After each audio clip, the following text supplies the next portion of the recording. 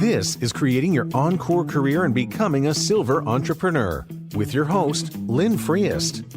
Lynn will share ideas and expert advice from people that are walking in your shoes and living their encore careers, where they want and at the pace they want. You'll start a company of one with confidence and knowledge to live a fulfilled life of freedom and ease. Lynn is a coach and leadership consultant whose mission is to show senior leaders and experts how to start something refreshing and new after a full career in the corporate environment. Welcome to this episode of Creating Your Encore Career and Becoming a Silver Entrepreneur. Thanks for listening. Well, with an encore career, the rewards are better than a cold beer on a hot day. And you can be creating value in the world beyond just winning that next pickleball game. You can work when you want, where you want, and you can do the work you love. So if you're ready to get started today, please contact me at lynn@lynnfreest.com. This is episode 189. And it's on being a leader and being a sage, an interview with Jann Freed. Jann's a leadership development consultant and speaker that organizations hire to help develop leaders of all ages and career stages. She's especially interested in helping employees in the 50-plus range find meaning and purpose beyond their careers. She does this through some of the concepts she dealt in her latest book, The Breadcrumb Legacy, which we'll talk about. And then she has a previous book called Leading with Wisdom, Sage Advice from 100 Experts. And then finally, Jann has a monthly podcast. It's called Becoming a Sage, where she interviews top thought leaders in the field of conscious aging. So as I said earlier, we'll be talking about her latest book and her previous book, but we'll also talk about the ideas of recognizing your life experiences and how they can be put to use. Why you need to pay attention to both nurturing friends and colleagues as you start these next chapters in life. We'll have an interesting conversation around the Modern Elder Academy that Jann and I are both participants of. And then finally, we'll talk a little bit about how you need to engage your partner, spouse, or significant other in your work as an encore career. Well, welcome, Jann, to the podcast. I appreciate you coming on today. And wanted to just start off with a question is, what's an interesting project you're working on right now? I'm actually working on with a union situation. It's a manufacturing plant, and they've had a strike. They settled the contract, and now I'm helping them heal and mend the culture again.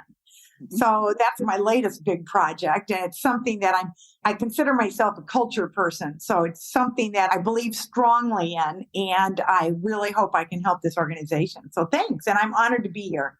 Oh, you're welcome.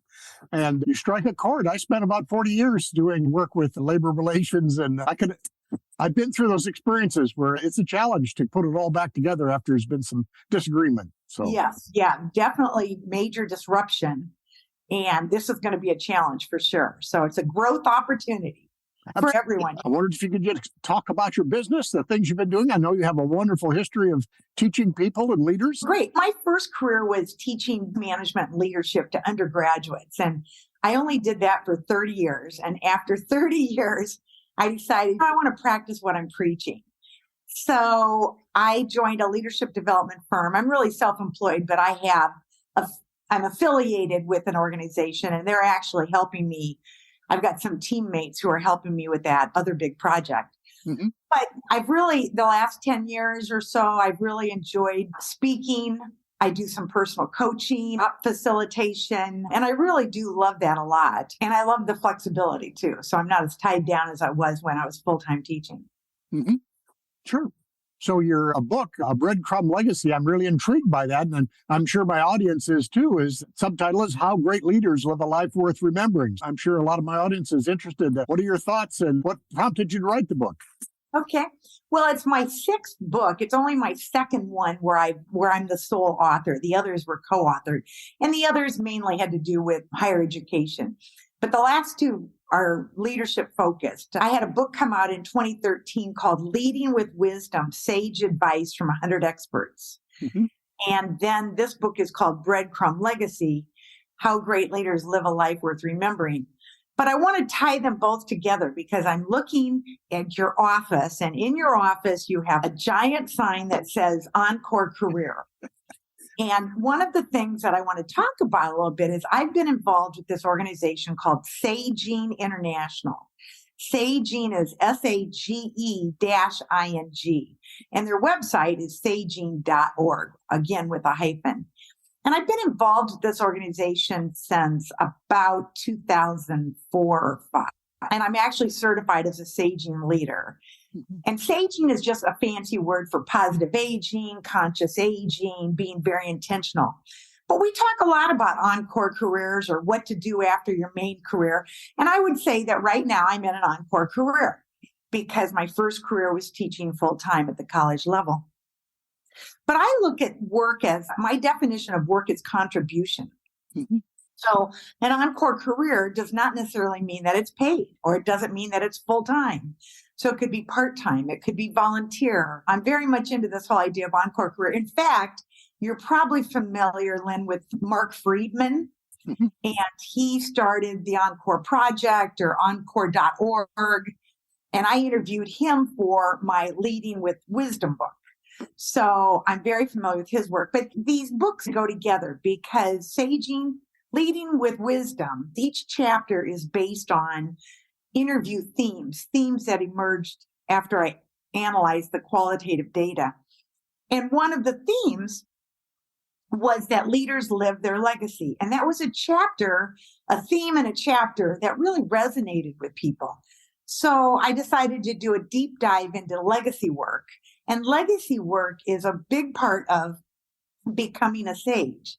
So I also have a monthly podcast where I interview people about wisdom, about leadership and life. This whole idea of encore career and legacy thinking, it's just all kind of part of saging, becoming a sage. And that's where the second book evolved, that I wanted to do a deep dive into legacy work. And then each chapter is the theme again of what I think it takes to live a life worth remembering. Sure. That sounds remarkable, and it's very interesting. I love the term saging. I've heard that, but there's a whole organization around it that I didn't know about. So thank you for sharing that. And I would encourage your listeners to check it out because it's been around quite a long time, really. And the people in it are very nice. They're very thoughtful. Most of the webinars or learning now are online. Mm-hmm. And so it's affordable and it's just a way to keep going and growing. Sure. Absolutely. I think that's one of the pieces why I started this idea of the encore career. Again, I had colleagues that retired like I did, but they said, I'd really like to keep doing something, but it seems so hard to do things. And I'm not sure how, or if it's possible, or the tech, or whatever it may be. And so that was one of my reasons to start doing this, is help people figure out how to do these things after they walk away from that full-time corporate job or whatever it may be. Exactly. And really onto something, Lynn, because so much of our career is our identity. Mm-hmm. And so when you lose that identity or you lose that platform, what's the first thing that people often say when they meet you? What do you do? And so what I've encouraged people, and this is not an original thought, I got it from some workshop I went to, but instead of what do you do, asking a question like, what are you interested in? Mm-hmm. Or what are your passions? Is there a cause that you're involved in? Because again, when people say I'm retired, then it sounds like, well, you're not doing anything. I'm sure that you're doing, the person's probably doing a lot. Mm-hmm. So I think rethinking what we ask people, because it is easy to really feel lost after you've given up that identity piece. One of the things about legacy thinking, and where I get the title, is when I would do workshops, I'd say, when do we leave our legacy? And people would say, when we leave a career, when we retire, when we leave a job, or when we die, when we leave the earth. And I'd say, well, what about when I leave this workshop? What about when we leave this conversation? I'm leaving some of my legacy, which I call breadcrumbs. I'm leaving some of my breadcrumbs with you today, Lynn. Mm-hmm. And so if we think about that, I think we live our life differently. Absolutely, Jan. And some of the research I've done to look into these things, that's one of the key things they say to help with your longevity is having a purpose. And again, like you said, it's linked to identity. If your identity was in a title, a position, or whatever, what's next? And it could be volunteer work. It could be any number of things. But having a purpose bigger than winning the next pickleball game, I like to say. Exactly. And I think your listeners would really I think they'd learn something from going to saging.org. Okay. Because one of the things that saging emphasizes is and we don't talk about getting older. We talk about how many years of life experience do you have? Mm-hmm. And the more years of life experience, really, the more you may have more time, you may have more flexibility, and you may have more resources. Really, there's one aspect of saging that really is activist. How can we leave the world a better place for our kids and our grandchildren, given the fact that we have more energy? Well, I say energy because we may not be dividing our energy as much as when we're working. And we may have more resources now than we did, both in time and maybe money, that we can make a difference. And so there's a real activist arm that's part of saging also. And a lot of it's focused on the environment.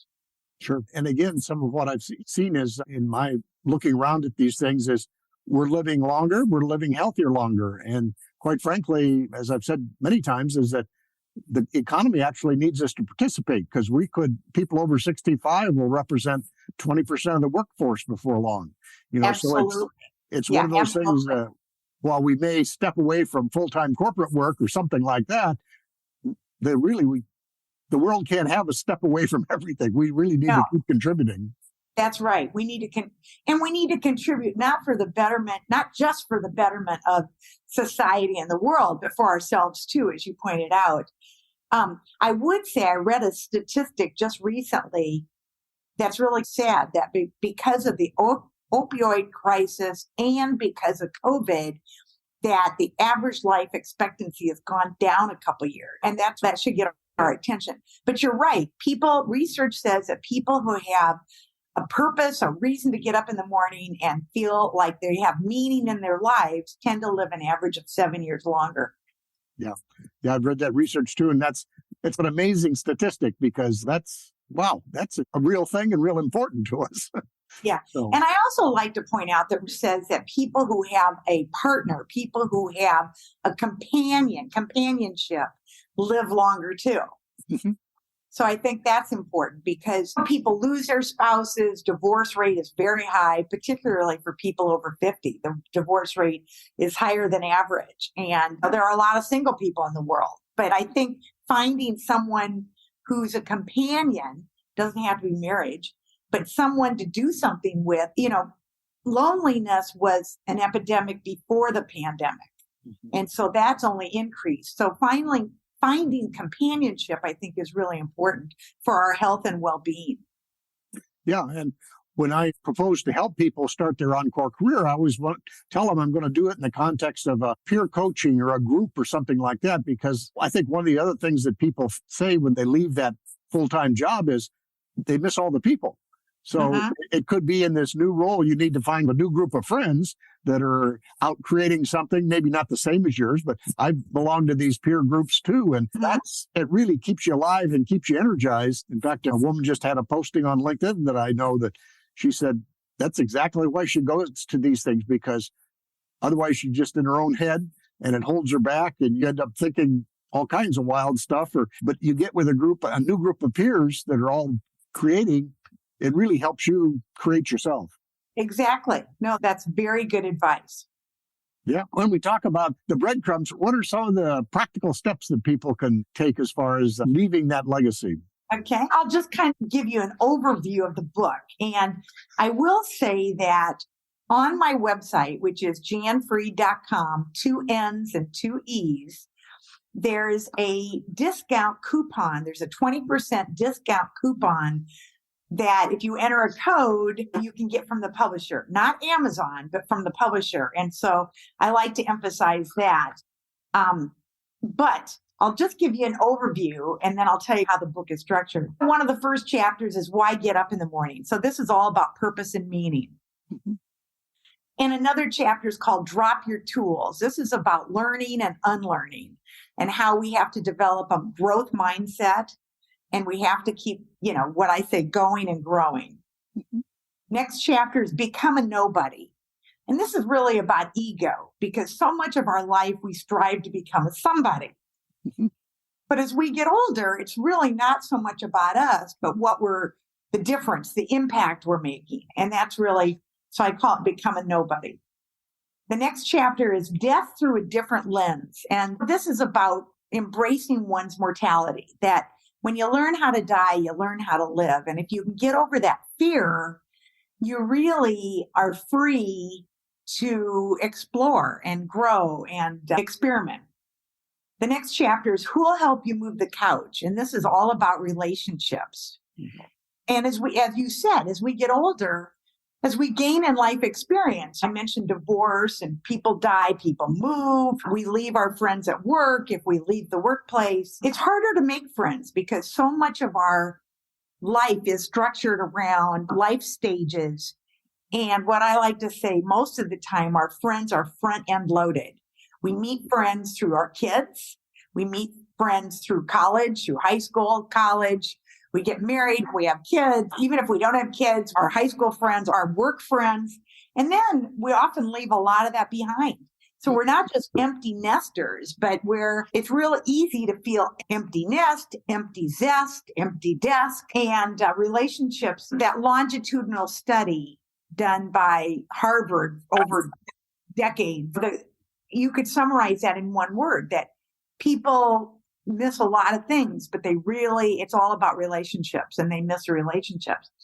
The next chapter is called Enjoy Every Sandwich. And this is about presence. It's about showing up. It's about really making the most of every moment. And then I've got a conclusion chapter. And at the end of each chapter, I have what I call breadcrumb ingredients for implementing the concepts in that chapter into your life. So I think the book's practical. I think it has a long shelf life. There isn't anything in it that I would consider to be trendy or flavor of the month.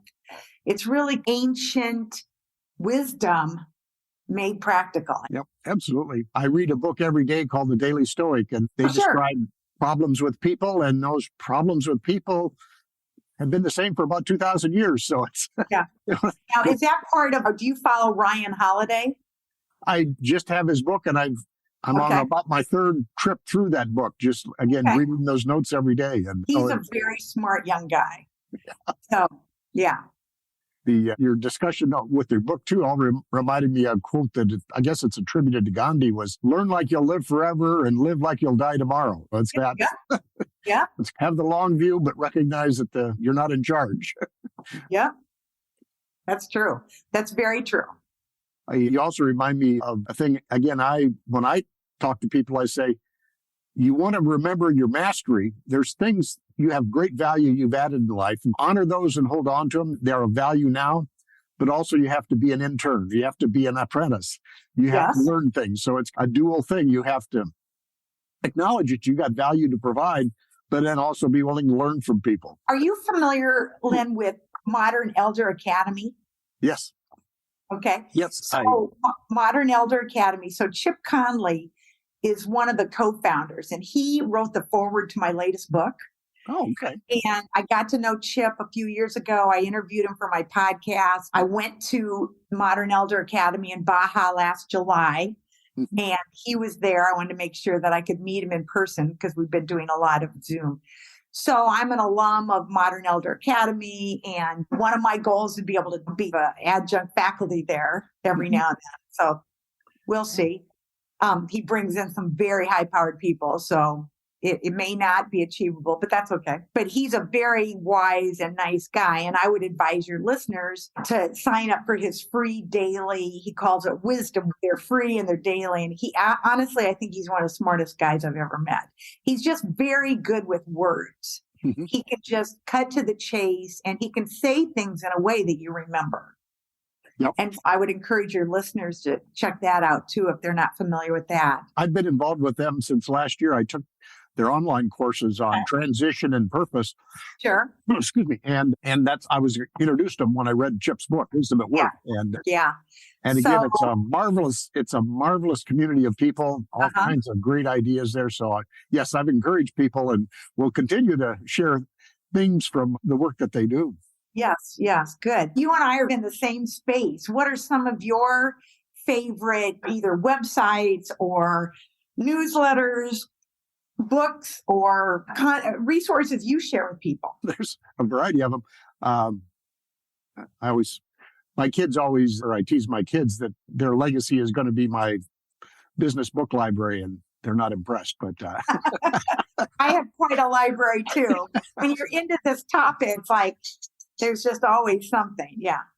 Recently I've talked with is a guy by the name of Mike Drack, and he wrote a book about, again, moving into that encore phase of life and where you're working on the next thing. And so he was one that I found very interesting. And then, I've been able to had good fortune to interview a variety of people for the podcast that I really have enjoyed. John Tarnoff, he does a podcast called The Second Act, he and Gary Hannon, I think. And so I was able to interview him. And another guy I interviewed was Mark Miller. He actually lives in Mexico. He is from Texas originally, and he has been for 10, 15 years now in an Encore career, but also he teaches people, okay, how do you do this as an expat and do this from Mexico? Oh, interesting. It's interesting to see how many people do so many different things. And then one of the more recent ones that I got to, it's a husband and wife team. It's Robert and Kaylee Fakui. Okay. They wrote a book called Tandem.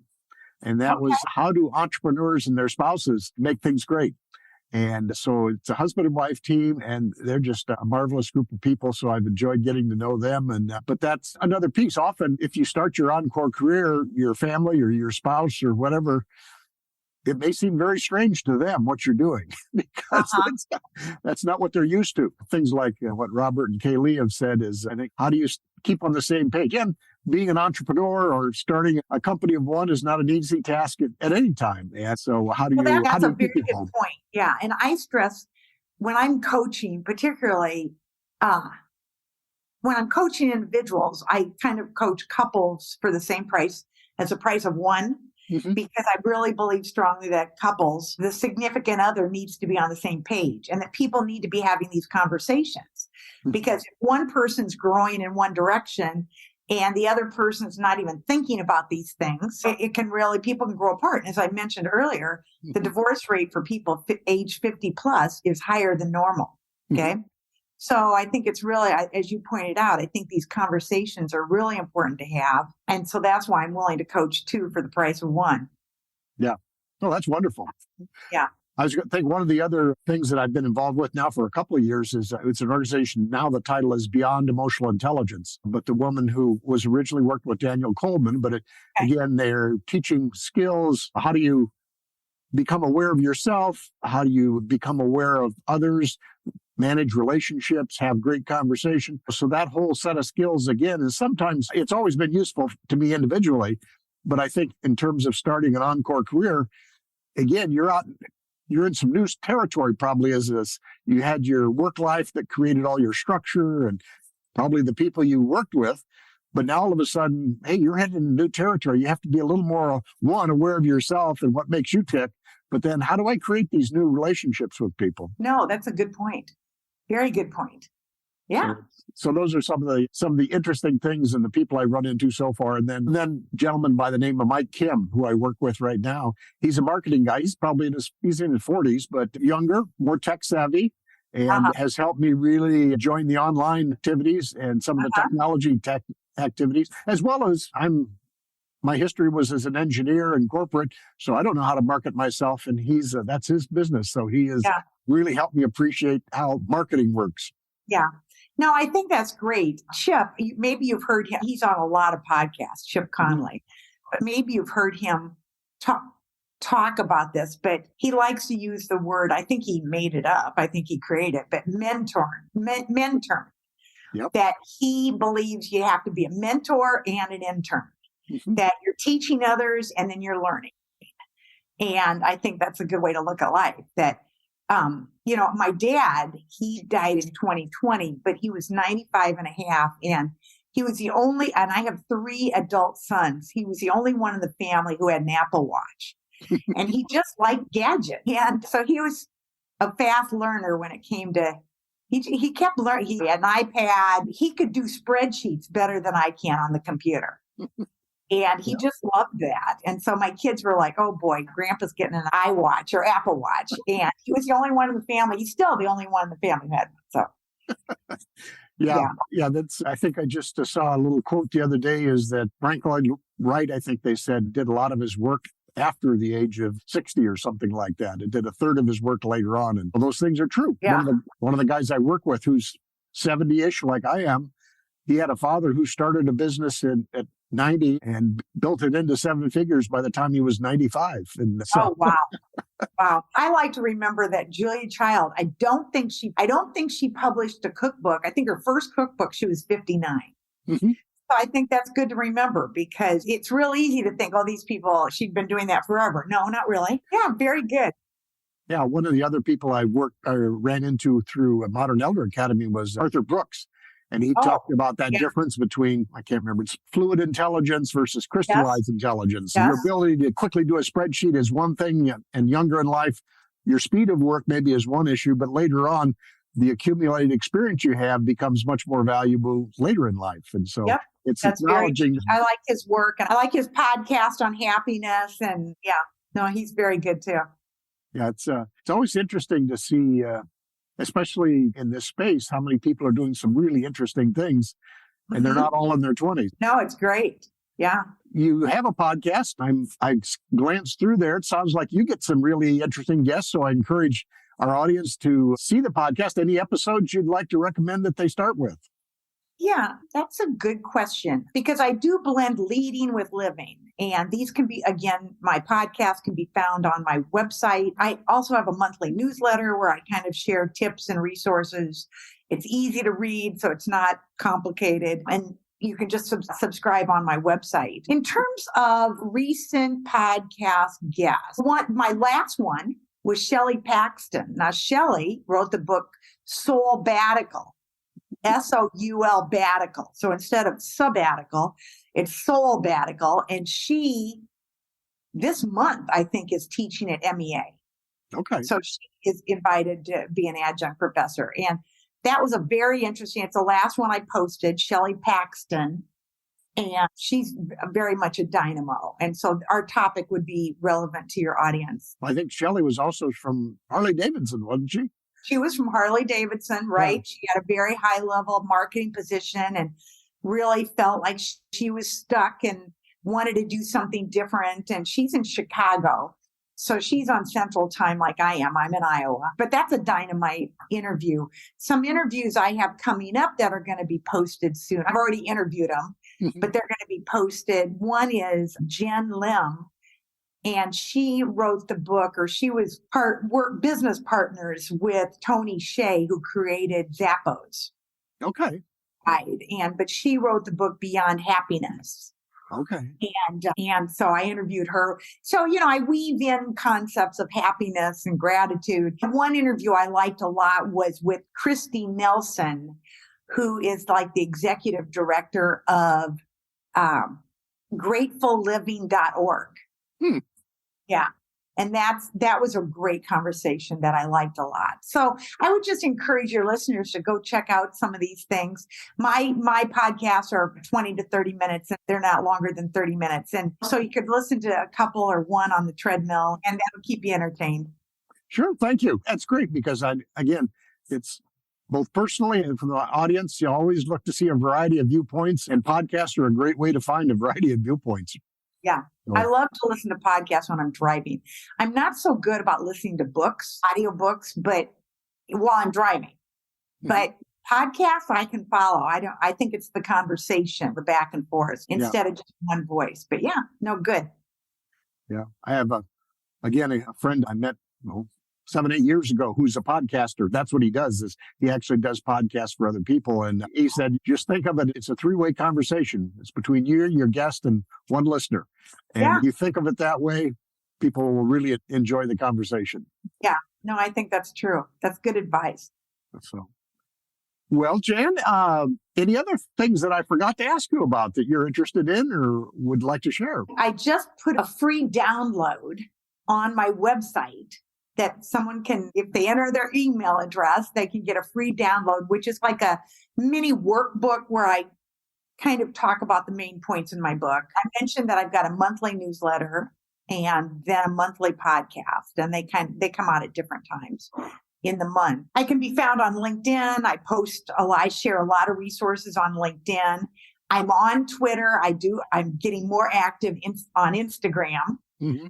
So I'm late to the game there, but I'm getting more involved there, which is fun because photography is kind of my hobby. So I'm sharing some things there. So those are the main ways that people can find me. We'll be sharing all your links on the show notes and stuff, and you've all given us verbal information, so we'll have all the links. And I just printed out your worksheet or your workbook there, and I think this is a marvelous way for people to get started thinking about your subject. So okay, well, great. Well, thank you. I've really enjoyed this time. And my personal mission is to keep learning and share what I'm learning with others. So this podcast, Lynn, is one way to do that. So thank you for the opportunity. Thank you. And for my listeners, we'll see you next time. Again, just a quick recap. We talked about Jann's latest book, The Breadcrumb Legacy. We talked about how you need to recognize your life experience as food for your legacy. Why you need to pay attention to nurturing friends and colleagues as you start this next chapter in life. Again, a conversation a little bit around the Modern Elder Academy, which I highly recommend.